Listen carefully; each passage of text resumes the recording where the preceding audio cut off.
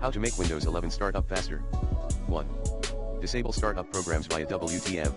2.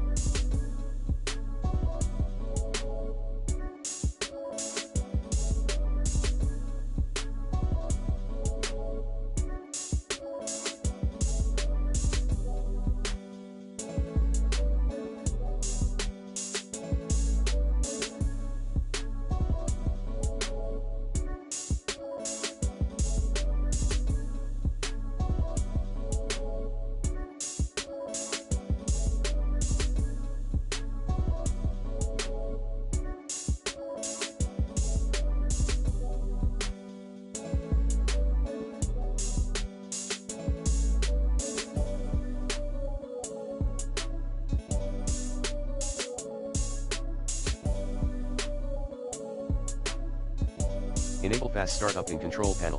3.